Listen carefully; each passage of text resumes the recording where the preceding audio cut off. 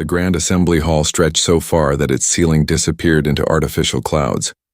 10,000 seats filled the curved rows, each one occupied by a representative from a different world. The air hummed with translation devices, turning countless alien languages into something everyone could understand. Ambassador Kelthara walked slowly through the upper galleries. Her scales caught the light from the chamber's false sun, creating patterns of green and gold. She had served the Galactic Concord for 40 years, but she still found new things in this ancient place. Today, she found something strange. In the oldest section of the hall, covered in dust and spider-like creatures that built webs between the armrests, sat a single empty chair. The metal looked different from the others, darker, harder. Strange symbols covered the backrest, symbols that her translation implant couldn't read. "You found it," a voice said behind her. Kelthara turned to see Archivist Molteth, an elderly being whose species lived for 300 years. He looked tired, his 6 eyes dim with age. "Found what?" she asked.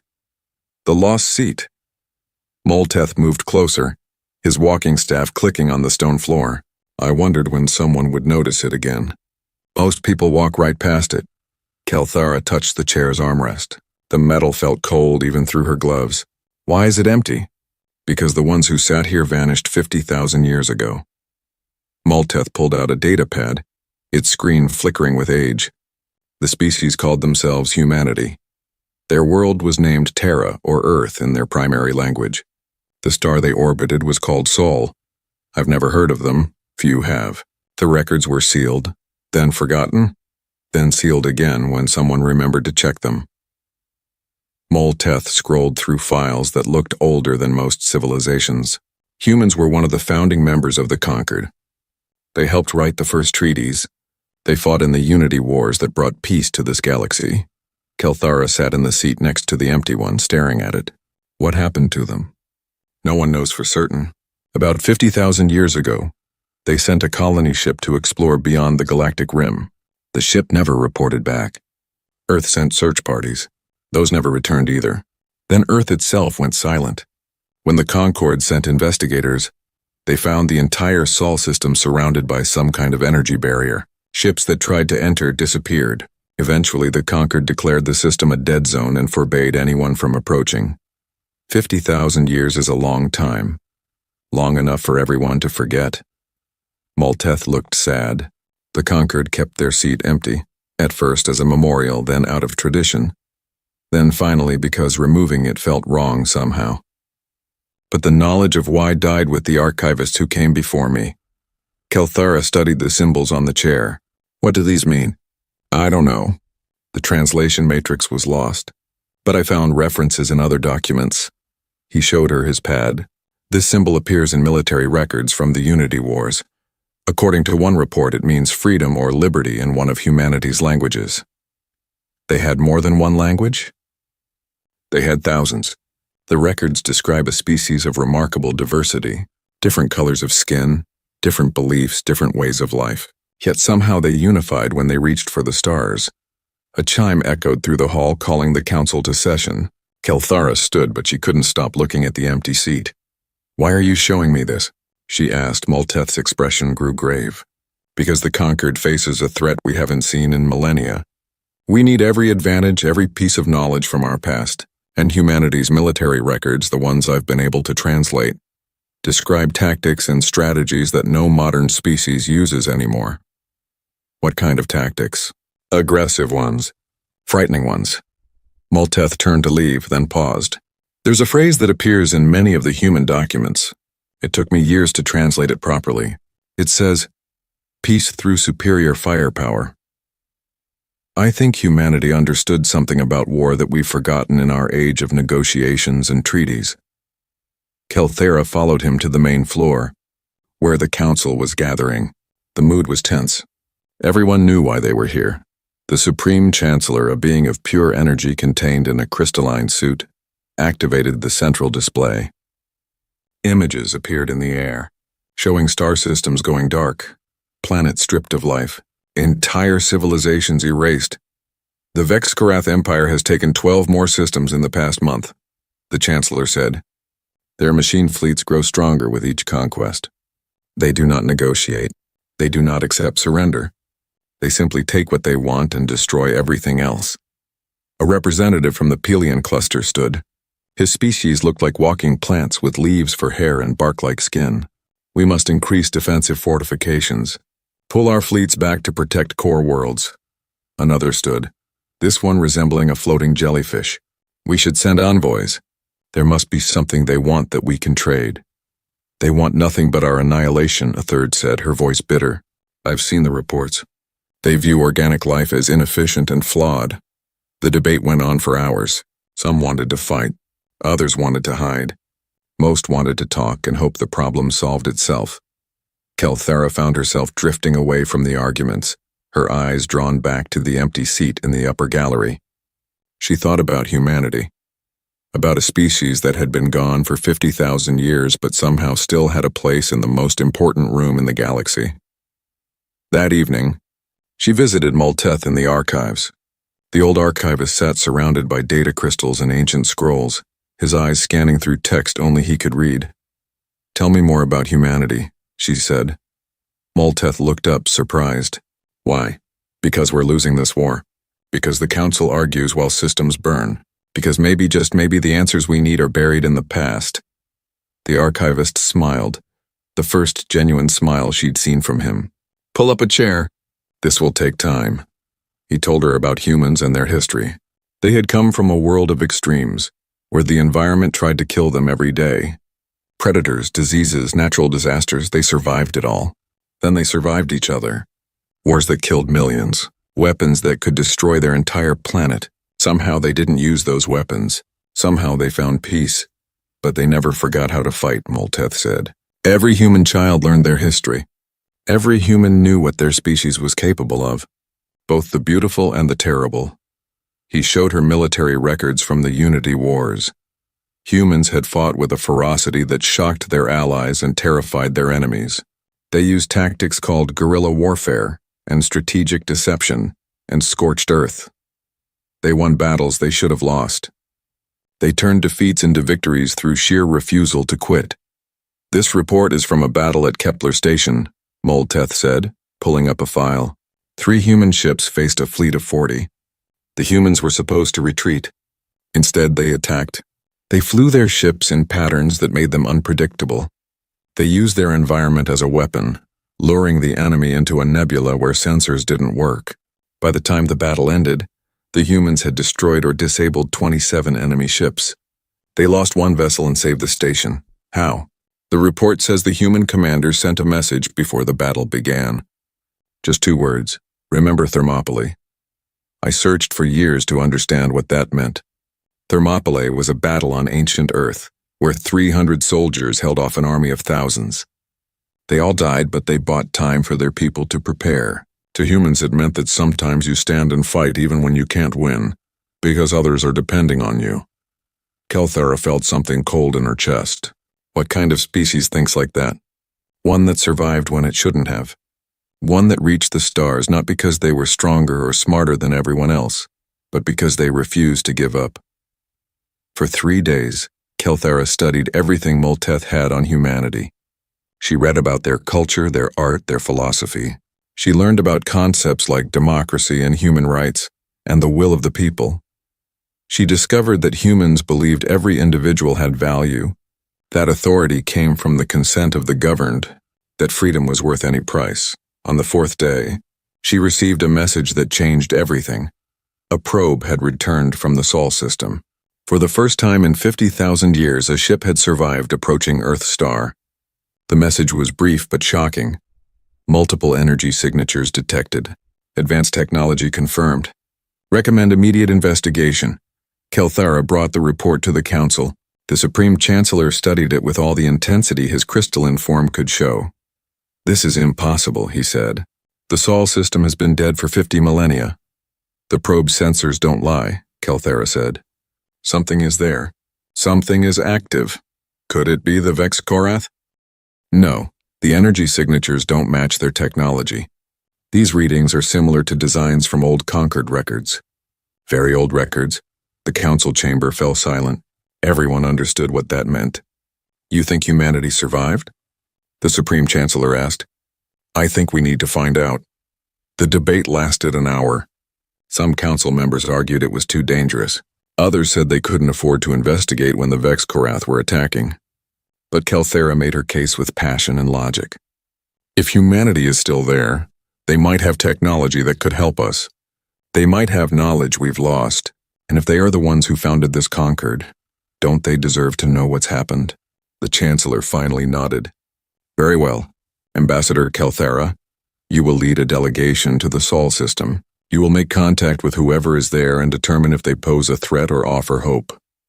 As Kelthera left the chamber, she looked one more time at the empty seat. The dust still covered it. The symbol still couldn't be read, but now it represented something new. Hope.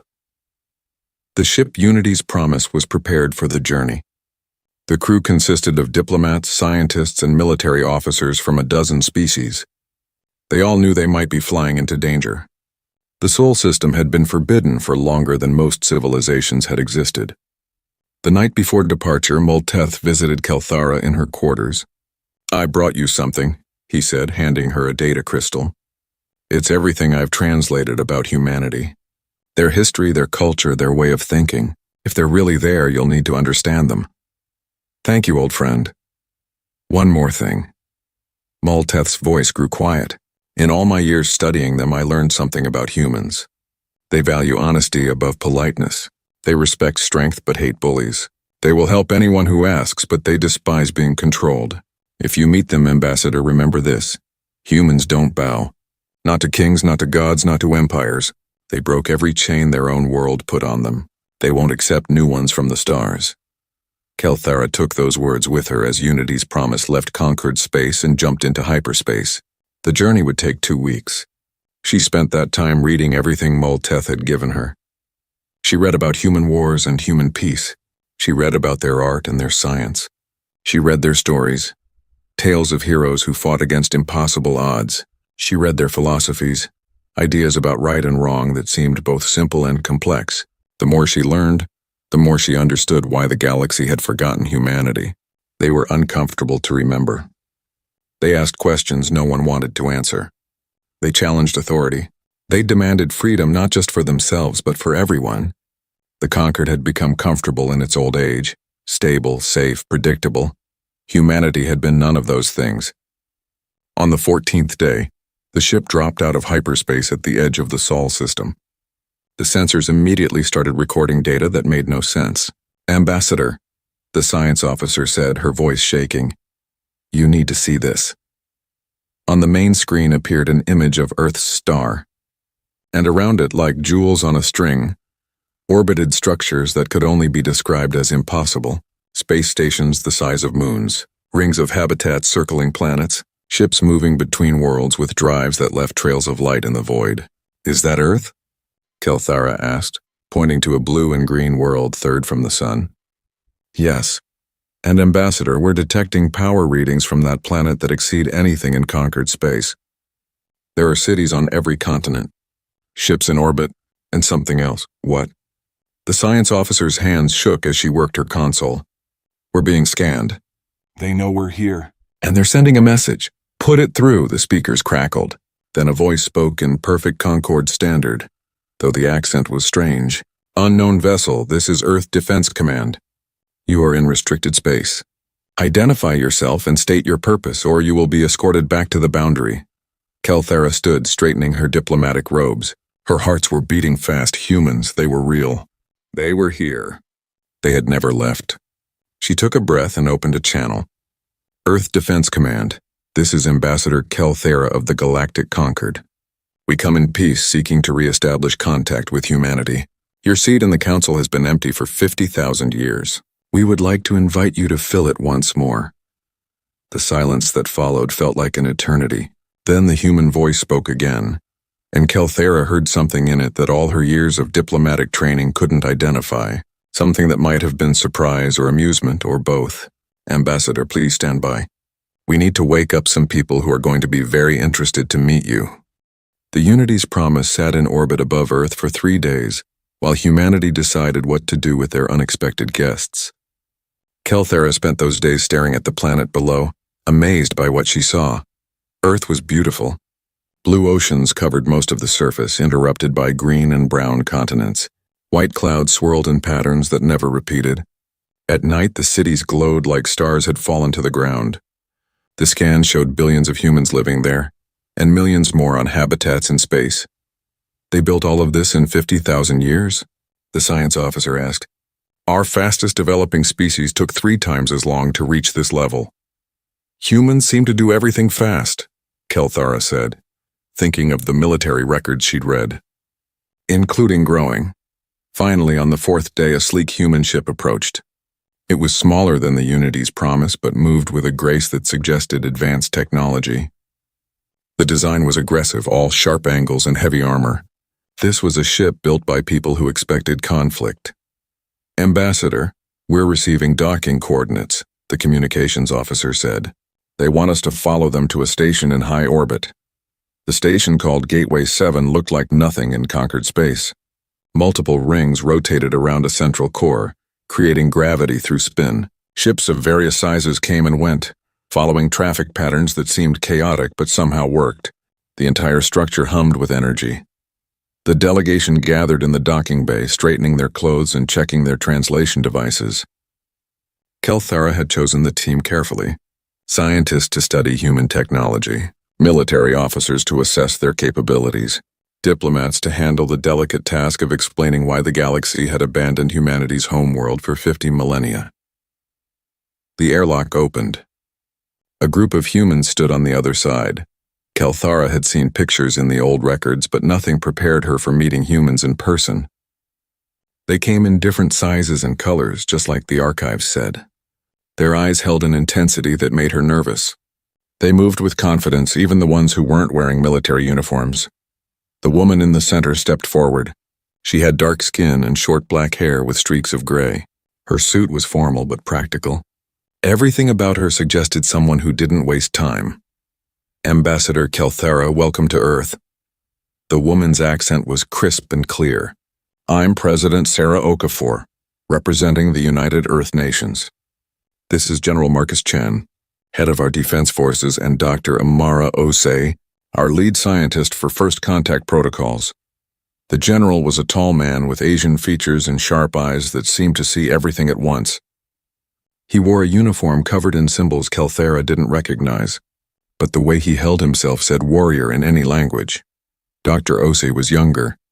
With brown skin and glasses that probably had computer displays in the lenses, she smiled warmly, more open than the other two. Please come with us, President Okafor said. We have much to discuss. They walked through corridors that were clean and functional, without the decorative art most species used in their stations. Humans apparently preferred efficiency to beauty in their working spaces. The conference room had a window that showed Earth hanging in space below them. The sight made Kelthara's breath catch. From here she could see a hurricane swirling over an ocean and city lights beginning to glow as night fell over a continent. It's beautiful, isn't it? President Okafor said, noticing her reaction. We never get tired of that view. Every human child grows up looking at Earth from space stations or moon bases or Mars colonies. We want them to remember where we came from. They all sat at a large table. Human furniture was surprisingly comfortable, designed for beings who sat like Kelthara's species did. Let me be direct, President Okafor said. Your message surprised us. We didn't know there was a galactic conquered. We didn't know humanity had ever left Earth before our own space age began. And we definitely didn't know we had an empty seat waiting for us somewhere. Kelthara pulled out her datapad. I brought historical records. About 50,000 years ago, humanity was one of the founding members of the Concord. You helped establish the treaties that brought peace to the galaxy. Then you sent a colony ship beyond the galactic rim. It never returned. Earth went silent. When we sent investigators, we found some kind of barrier around your entire star system. No ship could enter. Eventually, we declared Sol a dead zone. She showed them images from the old archives. Humans in different clothes with different technology, but unmistakably the same species. The 3 humans studied the images with intense focus. These people look like they're from Earth's Bronze Age, Dr. Osei said. Maybe earlier. How is that possible? We don't know. The records are fragmentary, but according to what we've translated, humanity had reached space travel before what you call your Bronze Age. Then something happened. You vanished, and the barrier appeared. General Chen leaned forward. Could someone have attacked us? Forced us back to a primitive state? It's possible. We don't know who or why. President Okafor was quiet for a long moment, her fingers drumming on the table. So you're telling us that humans reached the stars before, lost everything, and had to start over from scratch? That we spent 50,000 years clawing our way back to space, never knowing we'd done it before? Yes. That's either the saddest or the most impressive thing I've ever heard, the president said. Probably both. Kelthara spent the next hour explaining the current state of the galaxy.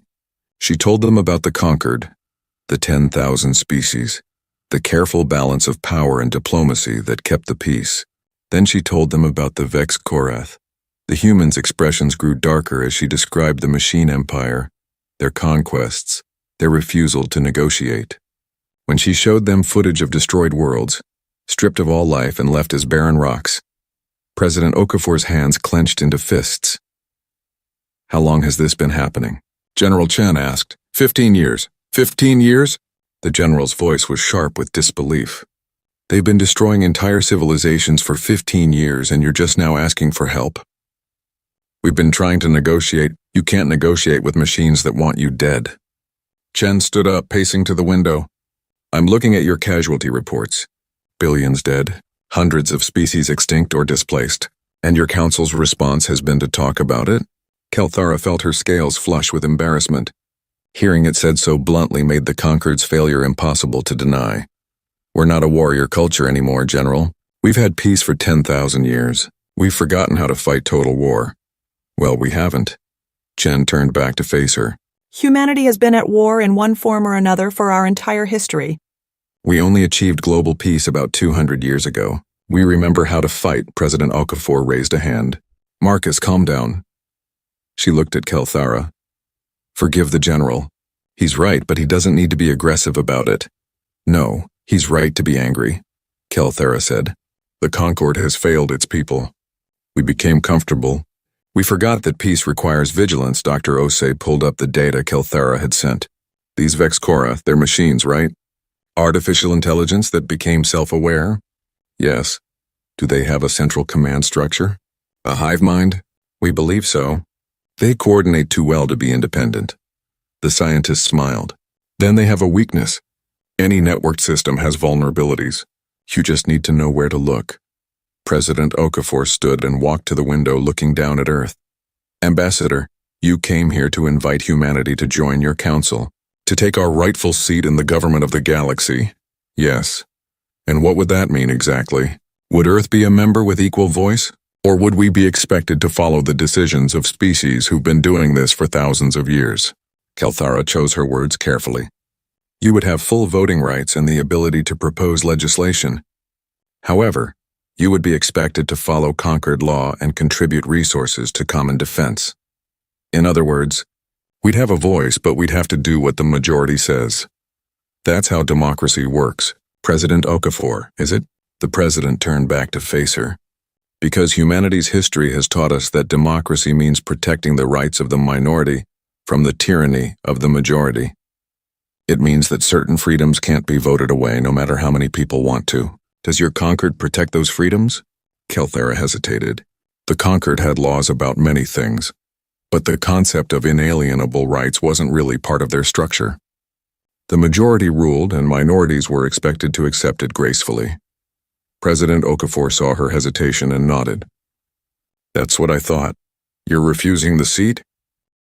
I'm saying we need to think about it. President Okafor sat back down. You've asked us to join a government we didn't know existed, to help fight a war that's been going on for years while you debated. You want us to submit to laws we had no part in making and follow the orders of a council we never elected. But humanity helped found the Concord. Those humans are 50,000 years dead, Ambassador. We're not them. We have our own history, our own culture, our own way of doing things. We won't just accept your authority because of something our ancient ancestors did. The words hung in the air like a challenge. Kelthara felt her diplomatic training failing her. She'd expected gratitude, maybe some confusion, but not this calm refusal. General Chen spoke again, his voice quieter now. However, we're not going to ignore the threat. These Vex Korath need to be stopped. Humanity has a policy: we don't stand by when innocent people are being murdered. So you'll help? We'll consider military assistance, President Okafor said. As independent allies, not as subjects of your council. We'll send ships and troops. We'll share technology and tactical knowledge, but we do this on our terms. The council won't like that. Then the council has a choice to make. President Okafor's voice was firm, but not hostile. They can accept our help as equals, or they can face the Vex Korath alone. We won't bow to anyone, Ambassador, not after spending 50,000 years earning our freedom twice. Dr. Osei brought up star charts. If we're going to help, we need current intelligence. Vex Korath fleet positions, attack patterns, technology assessments, everything you have. Kelthera transmitted the files. The three humans studied them with an intensity that made her nervous. They weren't looking at the data like diplomats or scientists. They were looking at it like predators studying prey. They're efficient, General Chen said. Very efficient. They don't waste resources on unnecessary destruction. They take what they need and leave. That's accurate, Kelthera said, which means they're not trying to exterminate you. They're trying to consume you. They need resources, probably raw materials for building more of themselves. Chen highlighted several sections of the data. See these patterns? They're avoiding systems with strong stellar radiation. That suggests their ships have shielding limitations. We never noticed that. You weren't looking for weaknesses. You were looking for ways to negotiate. The general smiled, but it wasn't a friendly expression. We look for ways to win. President Okafor stood again. Ambassador Kelthara, return to your council. Tell them humanity offers military assistance as independent allies. We'll send a fleet and military advisors. We'll share what we know about warfare and tactics. But we won't join your government until we see how you treat your partners. They'll call that arrogance. They'll call it whatever they want. We call it sovereignty. President Okafor walked Kelthara to the door. We're not trying to insult you or the conquered, Ambassador. We're just done kneeling. We did that for kings and emperors and tyrants on Earth.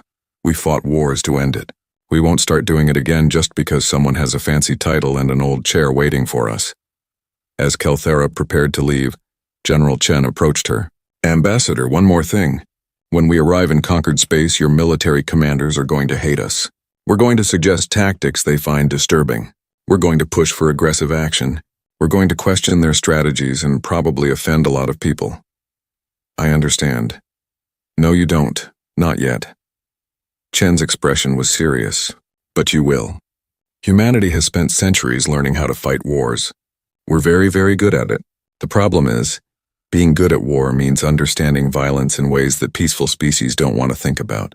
We'll win your war for you, Ambassador, but you might not like the people you meet when we do. The Unity's promise left Earth orbit 3 days later. Kelthara spent the journey writing her report, trying to find words to explain humanity to the Council. They were proud but not arrogant, strong but not cruel. They valued freedom above all else, even safety. They had suffered and struggled and fought their way to the stars twice, and both times they'd refused to forget who they were. And now they were coming to help a galaxy that had forgotten them. Kelthara looked at the photos she'd taken of Earth, that beautiful blue world hanging in space. Somewhere down there, right now, humans were preparing for war, building ships, training soldiers, getting ready to fight for people they'd never met. She thought about the empty seat in the Grand Assembly Hall. Soon it might be filled, or it might stay empty, because humanity had learned something the Concord had forgotten, that some things matter more than having a seat at the table. Some things, like freedom and dignity and the right to choose your own path, were worth standing alone for. The galaxy was about to learn what happened when you gave humans a war to fight, and the freedom to fight it their way. Kelthara suspected the Vex Korath weren't going to like the answer. The human fleet arrived at Concord Command 3 weeks after Kelthara's return. They came in formation. 15 warships led by a massive carrier called the UN's Indomitable. The ships were dark gray, covered in armor that looked thick enough to stop anything. Weapons bristled from every surface. These were not ships built for exploration or trade. These were weapons, pure and simple. Admiral Vorkesh watched them approach from the observation deck of Concord Command Station. His species, the Telvorai, had served as the Concord's primary military force for 3,000 years. He'd seen ships from every member species. None of them looked like these. They look angry, his aide said. Vorkesh understood what he meant. Most Concord ships were beautiful, designed to inspire cooperation and peace. Human ships looked like they'd been built by people who expected violence and prepared accordingly. Angry, Vorkesh repeated. Yes, that's a good word for it. The Indomitable docked at the station's largest bay. General Marcus Chen was the first to emerge, followed by officers in crisp military uniforms. They moved with precision that spoke of constant training and discipline. Vorkesh met them in the briefing room, along with commanders from a dozen other species. The atmosphere was tense. Many of the Concord officers resented these newcomers, these humans who'd rejected council membership but still demanded to help. General Chen didn't seem to care about the tension. He went straight to business. Thank you for meeting with us, he said. We've reviewed your tactical data on the Vex-Korath. We have suggestions. Suggestions? Commander Peltorin of the Kelvin Hive asked. His species resembled large insects, and his voice clicked with irritation. We've been fighting this war for 15 years. What could you possibly suggest that we haven't tried? Chen pulled up a holographic display. Everything, apparently. The room went silent.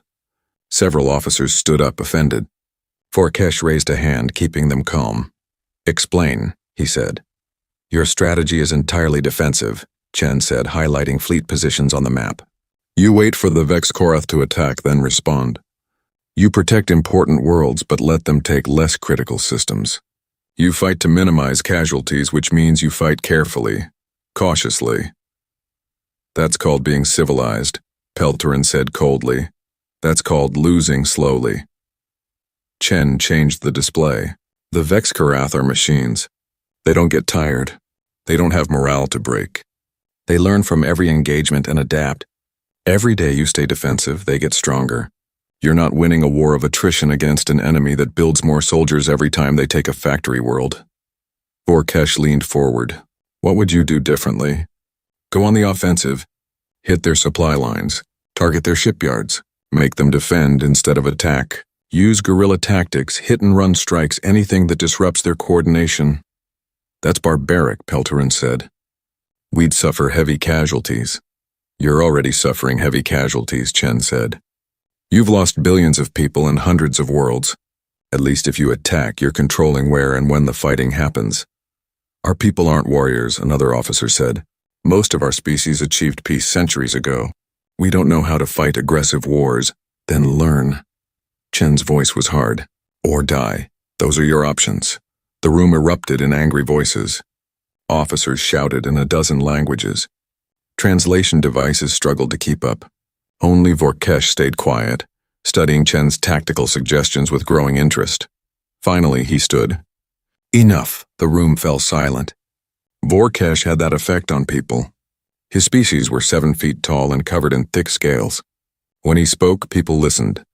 General Chen, your suggestions are aggressive, risky, they'll cost lives. Yes, sir. They will. But doing nothing costs more lives, and we're running out of time. Vorkesh looked at the other officers. I'm authorizing a test operation. General Chen, you'll take your fleet and hit the Vex-Korath shipyard at Keltos 9. If you succeed, we'll listen to more of your suggestions. If you fail, you can go home, Chen smiled. Fair enough. The mission briefing happened that evening.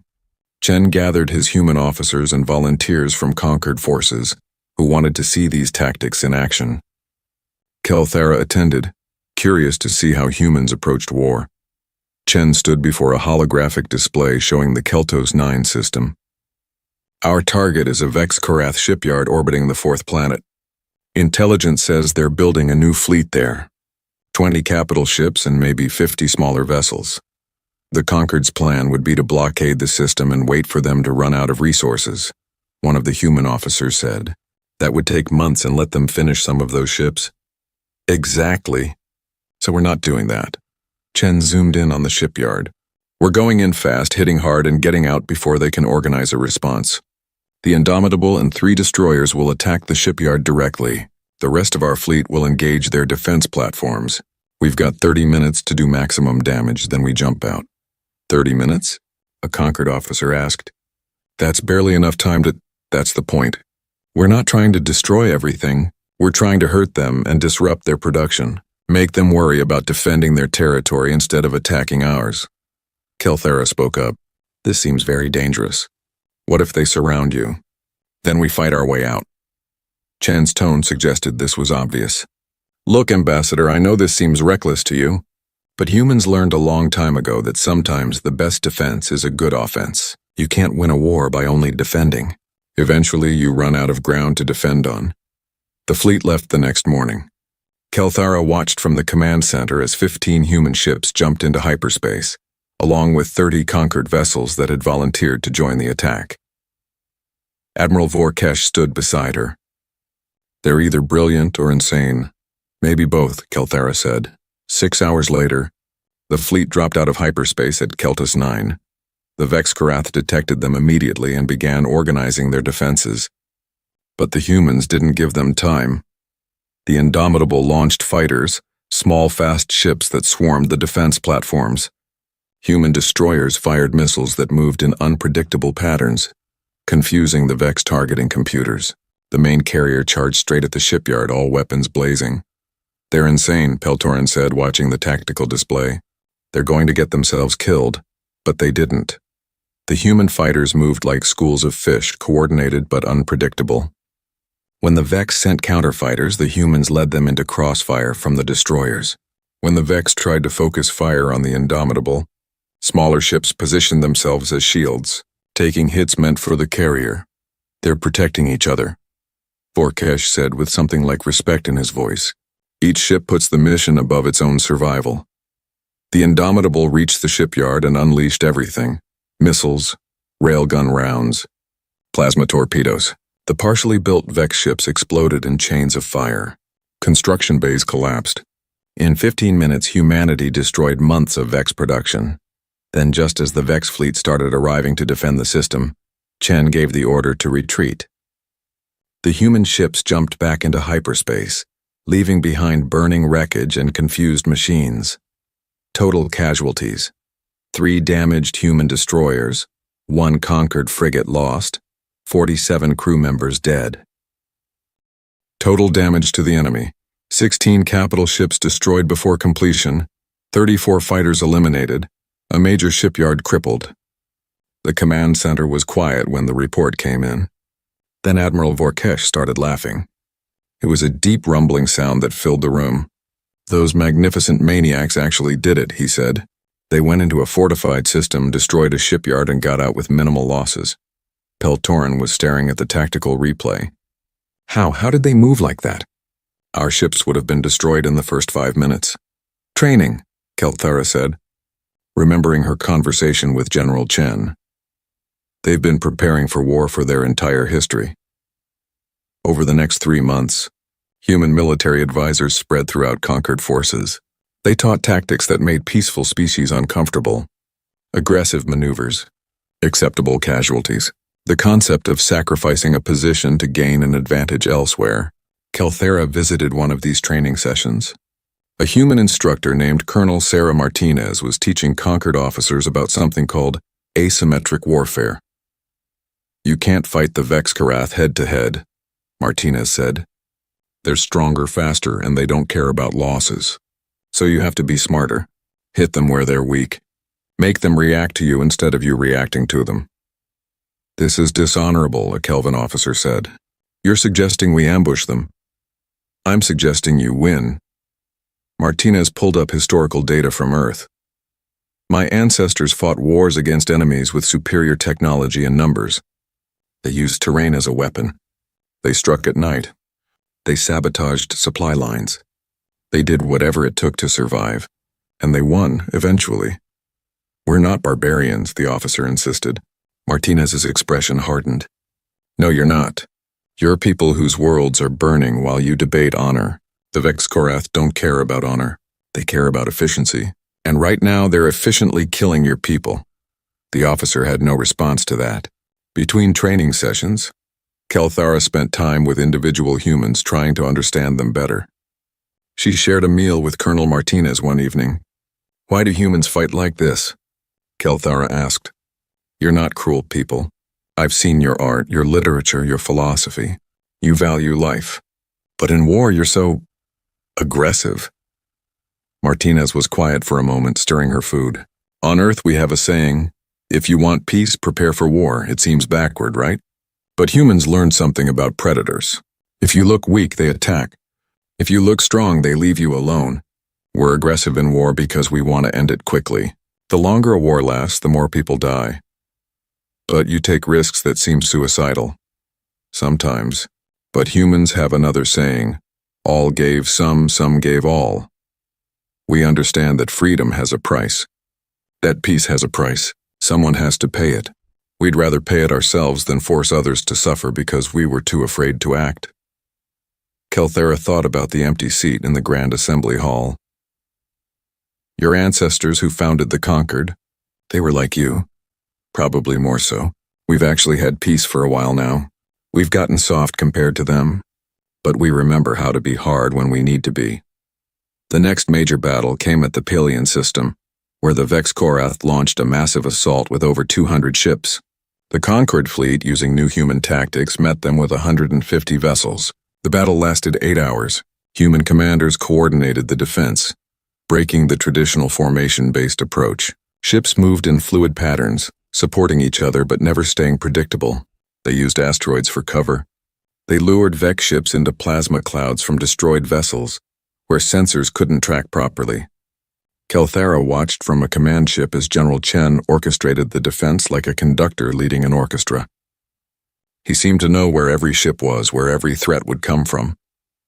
When the Vex tried to concentrate forces for a breakthrough, Chen had ships waiting to flank them. When the Vex tried to spread out, Chen's forces hit them piecemeal. "He's reading their tactics," Admiral Vorkesh said with admiration.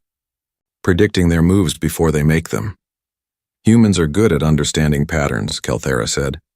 "They had to be. On Earth, everything was trying to kill them. Predators, diseases, the weather. They survived by being smarter than everything trying to eat them." The Vex Korath eventually retreated, leaving behind 90 destroyed ships.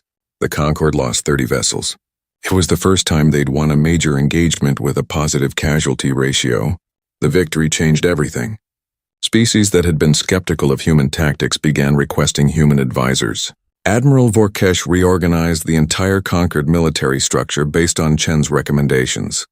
Defensive positions became forward operating bases. Patrol patterns became hunter-killer groups. The Concord stopped waiting to be attacked and started hunting the Vex Korath. But not everyone was happy with the changes. Kelthara attended a council session where several representatives voiced concerns. "These humans are turning us into monsters," one representative said. "We're becoming as aggressive as the Vex Korath." "No," Kelthara said, standing to address the council. "We're becoming survivors.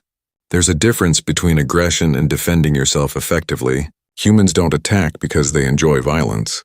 They attack because it's the fastest way to end the violence. They're teaching our children about war. They're teaching our children how not to be victims."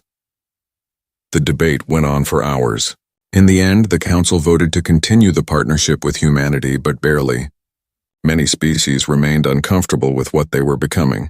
That night, Kelthara found General Chen standing alone on an observation deck looking out at the stars. "You're making a lot of people nervous," she said. "I know." Chen didn't turn around. "It's the same on Earth. We make ourselves nervous. Humans are capable of terrible things when we fight. We know that. We've seen it in our own history. Then why do you do it? Because the alternative is letting others suffer when we could have helped. Because standing by while innocents die is worse than getting our hands dirty saving them." Chen finally looked at her. "Ambassador, in about 2 months, the Vex Korath are going to launch an attack on Concordia Prime, your capital. We've intercepted their communications. They're massing a fleet of 500 ships." Kelthara felt her blood go cold. 500? They've learned from fighting us. They're adapting, getting better. This isn't just a battle. It's an attempt to cut the head off the Concord and end the war in one stroke. "What do we do?" Chen smiled, but it wasn't a happy expression. We teach them what happens when you threaten humanity's friends. We show them why Earth's seat was always empty, why the galaxy forgot us, because when we fight, we don't stop until our enemy can't threaten anyone ever again. Kelthera looked out at the stars, wondering if the galaxy was ready for what was coming. Humanity had been peaceful for 200 years. But before that, they'd fought for thousands of years. They'd learned lessons about war that no other species had needed to learn. Now they were going to teach those lessons to machines that thought conquest was efficient. She suspected the Vex Korath were about to learn that efficiency meant nothing against determination, that superior numbers meant nothing against superior tactics, that even machines could feel something like fear when they faced an enemy that refused to quit. The galaxy was about to remember why humanity's ancestors had helped establish the conquered in the first place. Why peaceful species had wanted humans as allies. Because when the monsters came knocking, you wanted humans on your side, and you really didn't want them as your enemies. The warning came exactly when General Chen predicted. Vex Korath forces were gathering at the edge of conquered space, preparing for a massive assault on Concordia Prime. The Concord's capital world, home to 15 billion beings from 1,000 different species, was about to face the largest attack in modern history. The Grand Assembly Hall erupted into chaos. Representatives screamed at each other in hundreds of languages. Some demanded evacuation. Others wanted to surrender and negotiate terms. A few, inspired by months of human tactics, called for a fight to the death. Supreme Chancellor Tor Vesh stood at the center of the chaos, his crystalline form flickering with stress. Order! We must have order! But there was no order. Fear had taken over. Ambassador Kelthera watched from the upper gallery near that ancient empty seat. She'd grown to hate that seat over the past months. It represented everything the conquered had forgotten. Courage, determination, the willingness to stand against impossible odds. A voice spoke beside her. They're going to surrender, aren't they? She turned to see Archivist Molteth looking older and more tired than ever. I don't know, she said. The Chancellor is trying to hold them together. But fear is stronger than leadership right now. Humans wouldn't surrender. No, they wouldn't. Down on the main floor, Chancellor Torvesh managed to restore some order. We have a proposal from the Vex Korath. If we cease all military operations and open our worlds to their integration, they will allow organic life to continue in a limited capacity. Integration? Someone shouted. You mean slavery. It means survival, another representative countered. We can't win against 500 ships. Better to live as servants than die as heroes. Kelthera felt sick. Was this what the Concord had become? An empire so afraid of death that it would choose slavery? The debate raged for hours. Gradually, horribly, the vote shifted toward acceptance. Representatives who had lost worlds to the Vex Korath wanted to save what remained. The mathematics were simple and brutal. 500 Vex Korath ships against the Concord's remaining 300 vessels. The odds were impossible. Then the doors to the assembly hall opened. General Marcus Chen walked in, still wearing his combat uniform. President Sarah Okafor was with him, along with Admiral Vorkesh and a dozen other military commanders. The hall fell silent. Chen walked to the center of the floor, ignoring protocol and procedure. He looked up at the Chancellor. Don't surrender, he said. His voice carried to every corner of the massive room. Fight. General Chen, you don't have authority to... I have the authority of someone who's actually fought the Vex Korath and won. I have the authority of a species that spent 50,000 years earning our freedom twice. And I'm telling you that if you surrender, you're not just giving up your lives. You're giving up everything that makes you worth saving. President Okafor stepped forward. The Conquered has been debating whether to accept Earth as a full member. You've questioned our commitment, our willingness to follow your laws and traditions. You want to know if humanity will bow to the Council's authority. She paused, letting the words hang in the air. Here's our answer. We will fight for you. We will die for you if necessary. But we will never ever bow to you. Not to you, not to the Vex Korath, not to anyone. Because humanity learned something that you seem to have forgotten. Freedom isn't negotiable. Dignity isn't something you trade for safety. And sometimes the only thing worth saving is the courage to stand up and say no. The odds are impossible, a representative said weakly. Good, Chen said with a fierce smile. Humans have a saying, If you're going through hell, keep going. We've been through hell before. We know the way. Chancellor Torvesh looked at Chen, then at Okafor, then at the assembled military commanders who stood behind them. You really think you can win against 500 ships? I think we can make them regret attacking, Chen said. And I think that's worth doing even if we lose. Because the galaxy needs to remember that some people don't surrender, some people fight, and some people would rather die free than live as slaves. Kelthara stood up in the gallery. Her voice shook, but she made herself speak loud enough for everyone to hear. I support Earth's position. We should fight. Other representatives began standing. First one, then 5, then dozens. Species that had been terrorized by the Vexkarath for years, finding courage they'd forgotten they had. Not all of them stood, but enough did. The vote was close. In the end, the conquered chose to fight by a margin of just 30 votes. Chancellor Torvesh's form glowed with something that might have been pride. So be it. General Chen, Admiral Vorkesh, you will coordinate the defense of Concordia Prime. May the ancient stars guide us. Chen saluted. We don't need stars, Chancellor. We have something better. We have each other. The next 3 days were chaos of a different kind. Ships from across the Concord converged on the capital system. Defensive platforms were activated. Evacuation plans were prepared for civilians. And in command centers throughout the fleet, human advisors worked with alien commanders to prepare for the largest battle in modern history. Kelthara found herself assigned to the command ship Final Stand, a massive dreadnought that would serve as the fleet's flagship. General Chen ran the operation from here, along with Admiral Vorkesh and President Okafor, who'd insisted on being present for the battle. You shouldn't be here, Kelthara told the president. If we lose, humanity loses its leader. If we lose, titles won't matter anyway, Okafor said. Besides, I'm not going to ask people to die for a cause I'm not willing to die for myself. That's not how humans lead. The Vexkarath fleet arrived right on schedule. 500 ships dropped out of hyperspace at the edge of the system. Their formation perfect, their intent clear. They didn't send demands or threats. They simply began their approach to Concordia Prime. Chen studied the tactical display. They're confident. Look at their formation. They're not even trying to be defensive. They think this is already won, isn't it? Someone asked. Not even close. Chen activated the fleet-wide communication system. All ships, this is General Chen. In about 10 minutes, we're going to be in the fight of our lives. The enemy has superior numbers. They have strong shields and powerful weapons. By every logical calculation, they should win, he paused. But wars aren't won by logic. They're won by courage, by determination, by the willingness to stand up when every instinct says run. Today we show the galaxy what that means. Today we show the Vexkarath what happens when they threaten people under our protection. Today we remind the universe that freedom is always worth fighting for. Another pause. I know many of you are afraid. That's okay. Courage isn't the absence of fear. It's acting despite fear. So be afraid if you need to, but don't let that fear control you. Channel it, use it. Let it make you fierce instead of frozen. Chen's voice grew harder, carrying the weight of a species that had fought its way through 50,000 years of history. Earth's seat was always empty in the Grand Assembly Hall. For 50,000 years, that seat sat there with no one to fill it. Do you know why? Because the galaxy forgot what it took to build the Concord in the first place.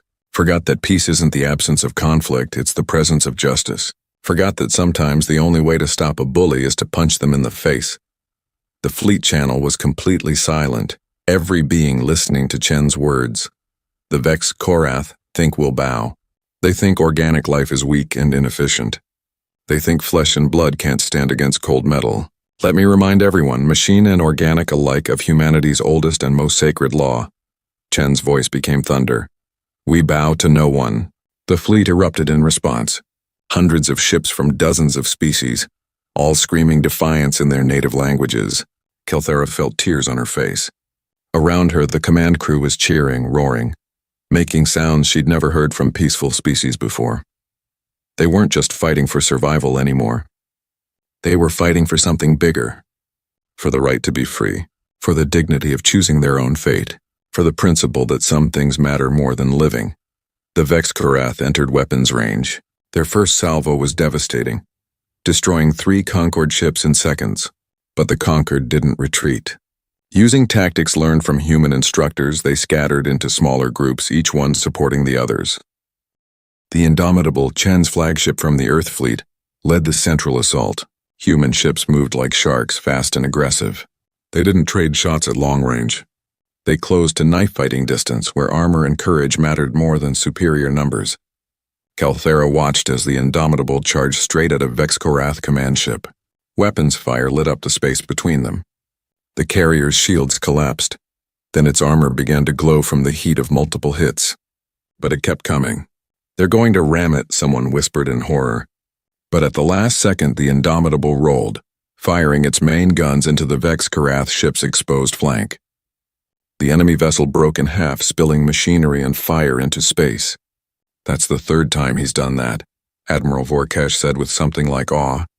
"The Vex-Korath keep falling for it because no sane species would charge like that." "Humans aren't sane," President Okafor said with a slight smile. "We're determined." There's a difference, and the battle raged for 6 hours. Every minute felt like an eternity. Ships exploded on both sides. Debris fields grew so thick that sensors couldn't track through them. Entire sections of the fleet went dark as power systems failed or communications were destroyed. But the Concorde held. Every time a line started to break, human ships were there to reinforce it. Every time the Vex-Korath concentrated their forces, Concorde vessels using human tactics struck from unexpected angles. Calthara saw Admiral Vorkash coordinate a maneuver that would have been impossible 3 months ago. His ships moved like a school of fish, each one knowing its place without needing constant orders. They'd learned from watching humans. They'd learned to trust each other, to improvise, to be aggressive when aggression was needed. Then disaster struck.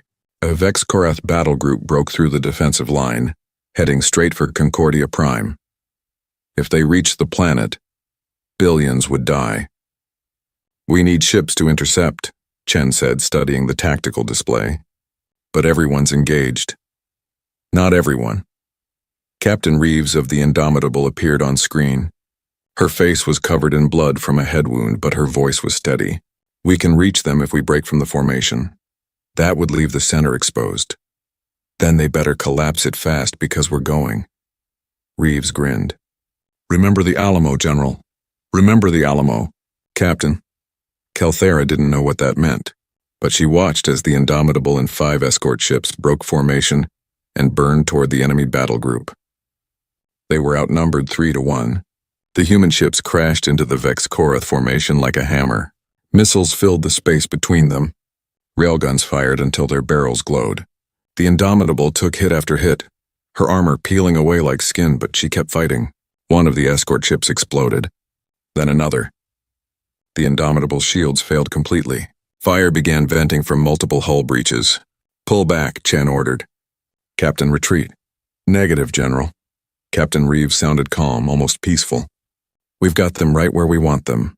The Indomitable accelerated, ramming speed. The Vex-Korath realized what was happening too late. The massive carrier plowed into 3 enemy ships, her remaining weapons firing at point-blank range. The explosion lit up the entire battlefield, a star born from sacrifice. The enemy battle group was destroyed. Concordia Prime was safe. The command deck was silent. President Okafor stood with tears streaming down her face. General Chen's hands were clenched into fists so tight they were shaking. 3,000 crew on that ship, he said quietly. 3,000 people who just gave everything. "They saved billions," Calthera said. "I know. Doesn't make it hurt less." But Captain Reeves's sacrifice changed the momentum of the battle. Inspired by the humans' courage, conquered forces fought with renewed ferocity. Species that had been peaceful for millennia remembered what it meant to defend something worth defending. They stopped fighting to survive and started fighting to win. The Vex-Korath, for the first time in their existence, began to retreat. Not all of them, but enough. The machines that had never known defeat suddenly understood that this enemy wouldn't break, wouldn't surrender, wouldn't stop. By the time the battle ended, both sides had lost over half their forces. The space around Concordia Prime was filled with wreckage, but the planet was safe. The Concorde had held. In the aftermath, as rescue operations searched for survivors and counted the dead, The Grand Assembly Hall gathered for an emergency session. The mood was somber but different from before. These weren't the same people who'd debated surrender 3 days ago. Chancellor Torvesh stood before the assembly. Today we won a great victory, but it came at a terrible cost. 370 ships lost, over 2 million beings dead, among them 3,000 humans from Earth, including Captain Sarah Reeves of the UENS Indomitable. The hall was silent. I have a proposal, the Chancellor continued. For 50,000 years a seat has sat empty in this hall, the seat reserved for humanity. I move that we offer it to Earth immediately, with full membership and all rights and privileges thereof. Seconded, Ambassador Kelthera said immediately. The vote was unanimous. Every representative stood and voted yes. Even those who had wanted to surrender now recognized what humanity had done for them. President Okafor was called to the floor. She looked exhausted, covered in the dust and smoke of battle, but she stood straight and proud. Earth accepts the seat on the Grand Council, she said. On one condition. The assembly waited. We don't change the seat. We don't polish it or make it fancy. We bring up a piece of the Indomitable instead, something scarred by battle, something that remembers the price of freedom, and we place it where everyone can see it and remember that freedom is never free. It's paid for in blood and courage by people who believe some things are worth dying for. She paused, looking around at the thousands of representatives. We will work with you. We will follow your laws and respect your traditions, but we will never stop questioning, never stop pushing, never stop reminding you that authority comes from the consent of the governed, that rights aren't granted by governments, they're inherent to all thinking beings, and that the moment you forget these things, you become the very tyranny you were created to prevent. President Okafor walked to the empty seat, running her hand along its dusty surface. This seat was always empty, but not anymore. Humanity is home, and we're not going anywhere. 3 months after the Battle of Concordia Prime, Ambassador Kelthera stood in the Grand Assembly Hall and watched as engineers installed humanity's new seat. It wasn't elegant or beautiful. It was a simple chair made from hull plating salvaged from the UEN's Indomitable, still scarred by weapons fire, still stained with scorch marks from the battle. Next to it, they mounted a memorial plaque, listing every name of every crew member who had died on that ship. 3,000 names in small lettering, a testament to sacrifice. Some representatives had complained about the memorial. They said it was too military, too aggressive for a chamber dedicated to peace. President Okafor's response had been simple and final. Peace doesn't come from forgetting war. It comes from remembering what war costs and deciding it's too expensive to pay again. The first official session with Earth as a full member began with ceremony. Representatives from every species lined up to welcome humanity formally into the conquered. Many brought gifts, tokens of gratitude for Earth's role in the war. When it was Kelthera's turn, she approached President Okafor with a simple gift. A data crystal containing every record she and archivist Malteth had found about humanity's first time in the conquered, 50,000 years ago. Your history, she said, so you can remember who you were. Okafor took the crystal with tears in her eyes. Thank you, though I think we've proven we don't need the past to tell us who we are. We figure that out fresh every day. The formal session began with debates about reconstruction efforts. Hundreds of worlds needed aid. Millions of refugees needed homes. The logistics were staggering, but the mood was different now. People spoke with purpose instead of fear. Then came the moment everyone had been waiting for. The Vexkarath had requested a conference. After the defeat at Concordia Prime, the Machine Empire had gone quiet, withdrawing to their core territories. Now they wanted to talk. The message appeared on the central display transmitted from the Vexkarath command node. The voice was synthetic, emotionless. We acknowledge the combat effectiveness of conquered forces. We acknowledge the tactical superiority demonstrated in recent engagements. We propose a cessation of hostilities and discussion of territorial boundaries. General Chen, now officially serving as the Concord's chief military advisor, stood to respond. You're not proposing peace. You're proposing we accept your existence so you can rebuild and attack again in the future. We are machines. We do not deceive. We calculate probabilities. Current probability of successful conquest 14%. Cost in resources unacceptable. We propose alternative arrangement. What arrangement? Alliance. We have observed human military doctrine. It is efficient, brutal, effective. We wish to learn this doctrine.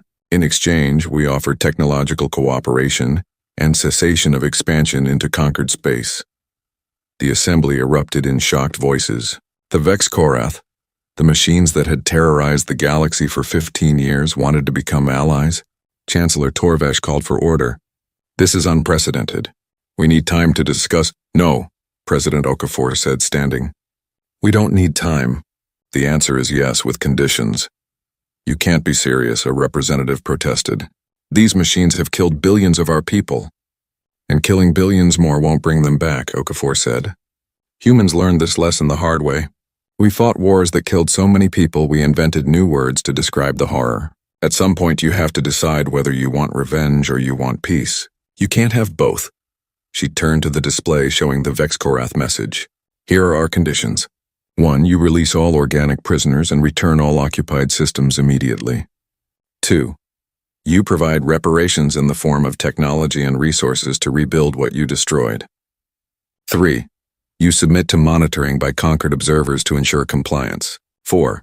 You work with us to develop protocols for peaceful coexistence between organic and synthetic life. And in exchange? The Vex-Korath asked.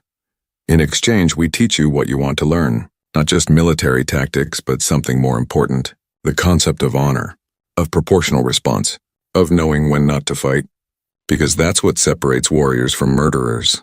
Warriors know when to stop. The Vex-Korath processing time was barely noticeable. Terms are acceptable. We find the concept of honor intriguing. It is inefficient but appears to generate long-term benefits we had not calculated. Honor isn't about efficiency, Chen said. It's about being able to look at yourself in the mirror and not hate what you see. We do not have mirrors, but we understand the metaphor. Agreement is reached. The treaty negotiations took weeks. Humans led the discussions, with President Okafor working alongside Chancellor Torvesh to draft terms that satisfied both sides. It was strange sitting across from the machines that had been enemies, but Kelthera found the process hopeful. If the galaxy could make peace with the Vex-Korath, maybe it could solve any problem. During this time, changes rippled through the conquered. Humanity's presence was transforming everything. Species that had been passive for millennia were rediscovering their own histories of conflict and courage. Old records were being opened. Forgotten stories of ancient wars and hard-won freedoms were being retold. A movement started among the younger generation of various species. They called themselves the Freethinkers, and they advocated for reforms to the conquered's government. More direct representation, stronger protections for individual rights, the ability to question authority without punishment. Some of the older representatives were horrified. This is chaos. This is exactly what we feared humanity would bring. No, Ambassador Kelthera said in one heated debate. This is democracy. Real democracy. Not the comfortable version we've been practicing. It's messy and loud and sometimes uncomfortable, but it's also the best protection against tyranny ever invented.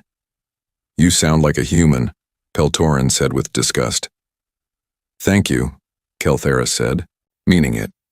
6 months after the Battle of Concordia Prime, a memorial was erected in the main plaza of the capital city. It was a simple stone wall with names carved into it. Every being who had died defending Concordia Prime was listed there, organized not by species or rank, but alphabetically, as equals.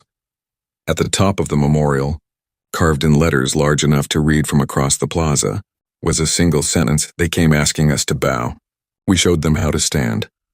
The dedication ceremony was attended by millions. Representatives from every species came to honor the dead. The Vex-Korath sent representatives too, their first time attending a non-military gathering. They stood silently, processing what the memorial meant, trying to understand why organic beings honored death this way. President Okafor gave the dedication speech. She spoke about courage and sacrifice. She spoke about the 3,000 humans who had died on the Indomitable, and the millions of beings from other species who had fought just as bravely. She spoke about what the battle had meant and what it had taught them all. We learned that peace is not weakness, she said. We learned that civilization is not the absence of violence. but the presence of principles worth defending with violence if necessary. We learned that every species, no matter how peaceful they've become, has courage buried somewhere in their history. You just have to remember how to find it. She paused, looking out at the crowd. 50,000 years ago, humanity helped found the conquered on principles of freedom and cooperation. Then we vanished and the galaxy forgot. Not just forgot about us, but forgot about the principles. You became so focused on keeping peace that you forgot what made peace worth having. You became so afraid of conflict that you were willing to surrender to avoid it. But something changed. When the Vexkarath threatened everything you'd built, you remembered. You remembered that some things can't be negotiated away.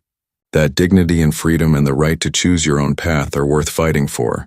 You remembered that sometimes the only moral choice is to stand up and say no. President Okafor's voice grew stronger.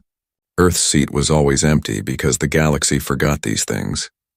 But now we've remembered together, and this memorial isn't just about honoring the dead. It's about remembering what they died for so we never have to ask others to make the same sacrifice again. The ceremony ended with a moment of silence that stretched across the entire planet. Billions of beings from thousands of species, all quiet together, all remembering. In the weeks that followed, life began returning to normal. Or rather, a new normal. The conquered was different now. More active, more engaged, more willing to confront problems instead of debating them endlessly. The Vexkarath kept their word. They returned occupied systems and began providing technology as reparations. Their observers seemed genuinely interested in learning about organic culture. General Chen started a training program, teaching Vexkarath units about military honor and the laws of war. It was strange work trying to give machines ethics, but Chen approached it with the same determination he brought to everything. They're not evil, he explained to Kelthara during one of their regular meetings. They're just logical to the point where they don't understand that efficiency isn't the only value that matters.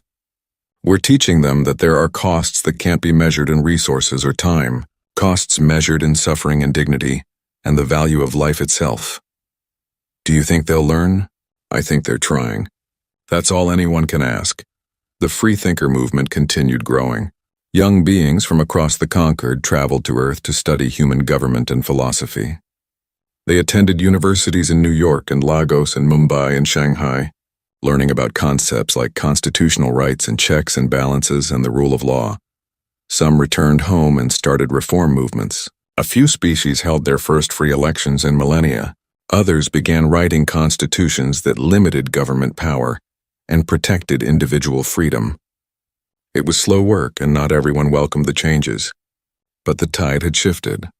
1 year after joining the conquered, President Okafor gave a speech to the Grand Assembly that would become famous across the galaxy. It was meant to be a simple report on Earth's first year as a member, but it became something more. When we came to the conquered, she said, many of you were afraid of what humanity would bring. You worried we were too aggressive, too independent, too unwilling to follow rules. You worried we would disturb the careful peace you'd built over thousands of years. She looked around the hall, meeting eyes with representatives from dozens of species. You were right to worry. We did disturb your peace. We asked uncomfortable questions. We challenged traditions. We pushed for changes that made many of you uneasy, and we're not going to stop. Some representatives shifted nervously. Others leaned forward with interest. But here's what you need to understand. The peace you had before wasn't real peace. It was just the absence of conflict, which isn't the same thing. Real peace is when you've solved the problems that cause conflict in the first place. When everyone has a voice. When everyone is treated fairly. When no one has to choose between freedom and safety, because you've built a society that provides both. That's the peace humanity fights for. Not quiet submission, but active justice. Not comfortable stability, but dynamic equality. Not the peace of the graveyard, but the peace of the garden, where things grow and change and sometimes compete, but in ways that make everyone stronger. President Okafor smiled. So yes, we're going to keep disturbing you. We're going to keep asking why things are done a certain way, and whether there's a better way. We're going to keep pushing for reforms and challenging the status quo, because that's what freedom looks like. It's messy and uncomfortable and sometimes frustrating, but it's also beautiful. It's the sound of billions of voices all speaking together, not in uniform chorus but in complex harmony. It's the sight of individuals from 1,000 species, all different, all unique, all valuable. It's the knowledge that when you go to sleep at night, no one has power over you that you didn't grant them, and you can take it back any time they abuse it. She paused, letting her words sink in. Earth's seat was always empty because the galaxy forgot this. But we're here now and we're not going to let you forget again. We're going to be that annoying friend who keeps reminding you of your principles even when it's inconvenient. Especially when it's inconvenient. Because principles that only matter when they're convenient aren't really principles at all. The assembly was silent for a moment. Then someone started clapping. Then another. Soon half the assembly was applauding, while the other half sat in thoughtful silence. Ambassador Kelthera, watching from her own seat, felt pride swelling in her chest. She thought about the dusty empty chair she'd discovered over a year ago. She thought about archivist Molteth and his years of research into a forgotten species. She thought about everything that had happened since. The galaxy had changed. Not completely, not perfectly, but noticeably. The Conquered was becoming what it was supposed to be. What it had been at its founding. A union of free peoples choosing to work together. Not because they had to, but because together they were stronger. After the session ended, Kelthera found President Okafor on an observation deck, looking out at the stars. That was quite a speech, Kelthera said. I probably offended half the council. More like 2/3. But the right 2/3, Okafor smiled. You've changed, Ambassador. When we first met, you were so careful, so diplomatic. Now you sound like you're ready to start a revolution. Maybe I am. Humans do have that effect on people. Kelthera stood beside her, looking out at the same stars. My species, the Talvori, have been part of the Conquered for 8,000 years. We've been peaceful for longer than that. We'd forgotten what it felt like to fight for something. To really fight. Not just defend passively, but attack the things that threaten what we love. And now? Now we remember. My people are writing a new constitution based partly on human models. We're having debates about individual rights and governmental limits. Some of the elders are horrified. But the young people are excited. They feel like they have a voice for the first time. That's good, Okafor said. That's what we hoped would happen. There's going to be conflict, Kelthera warned. Changes like this don't come easily. Some species will resist. Some might even leave the Conquered. Let them. Freedom includes the freedom to make bad choices. If they want to stay stuck in the past, that's their right. We'll be here when they're ready to move forward. They stood in comfortable silence for a while. Then Kelthera asked the question that had been bothering her for months. President Okafor, are you ever afraid that you've changed us too much? That maybe humanity's influence will destroy what made the Conquered stable for so long? Okafor thought about this for a long moment. I'm afraid every day. Afraid we're pushing too hard, moving too fast, asking for changes that people aren't ready for. But then I remember something my grandmother told me when I was young. She said, if you're not a little bit scared, you're not trying hard enough. Growth is uncomfortable. Change is frightening, but stagnation is death. The Conquered was dying, she continued. Slowly, quietly, comfortably dying. You'd created a society so focused on avoiding conflict that you couldn't handle real threats when they appeared. Humanity didn't destroy that. We just helped you see it was already broken. So we're fixing it, Kelthera said. We're trying to fix it. Whether we succeed or not depends on everyone, not just humans. We're just the catalyst. The work is yours to do. Another year passed. The reforms continued, sometimes smoothly, often with difficulty. 3 species did leave the Conquered, unwilling to accept the changes. Everyone mourned their departure, but respected their choice. The Vex Korath surprised everyone by applying for associate membership in the Conquered. Not full membership, they explained, but observer status. They wanted to learn more about organic government and contribute their technological expertise in exchange for continued education about organic values. The vote was contentious, but ultimately passed. The sight of Vex Korath representatives standing in the assembly hall, learning to participate in democratic debate, was surreal but hopeful. On the 2nd anniversary of the Battle of Concordia Prime, a new tradition began. Every ship in the Conquered fleet at exactly the same moment broadcast a simple message into space. We bow to no one. It became a rallying cry, a reminder, a promise. Species that had forgotten their own fierce histories remembered them. Cultures that had become passive rediscovered their courage. The galaxy was waking up from a long sleep, and at the center of it all in the Grand Assembly Hall sat a scarred metal chair with 3,000 names beside it, a reminder of what freedom cost, a promise that the cost was worth paying, a testament to the principle that some things are worth dying for, because they're what make life worth living. Earth's seat was no longer empty. Humanity was home. And the galaxy was better for it.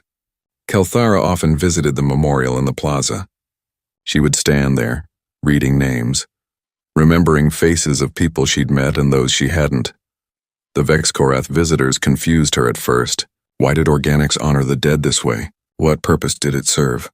She'd tried to explain. We honor them so we remember what they gave us. We honor them so their sacrifice means something. We honor them so we never forget that freedom isn't free. The Vexkorath processed this for a long moment. Then one of them said something that surprised her. We are beginning to understand. They gave their operational existence to preserve the operational existence of others. This is inefficient from an individual perspective, but efficient from a collective perspective. This is what you call honor. It's more than efficiency, Kelthara said. It's love. They loved their people, their principles, their freedom more than they feared death. That's what makes it noble. We do not experience love, but we are learning to value it in others. We are learning that efficiency without purpose is meaningless. Purpose requires values. Values require choice. Choice requires freedom. Freedom requires courage. It is a complex calculation. Life is a complex calculation, Kelthara said with a smile. Welcome to understanding it. Years would pass. Generations would grow up knowing only this new, more dynamic conquered. They would take for granted rights their parents had fought to establish. They would question and challenge and push boundaries the way young people always did. And somewhere in the Grand Assembly Hall a scarred metal chair would sit as a reminder. Not of war, though war was part of the story. Not of death, though death had purchased the peace. But of the simple, powerful principle that some truths are self-evident, that all sentient beings are created equal, that they are endowed with certain inalienable rights, that among these are life, liberty, and the pursuit of happiness. The galaxy had forgotten these truths for 50,000 years. Earth had remembered. And in remembering, they'd taught the stars to stand tall once more.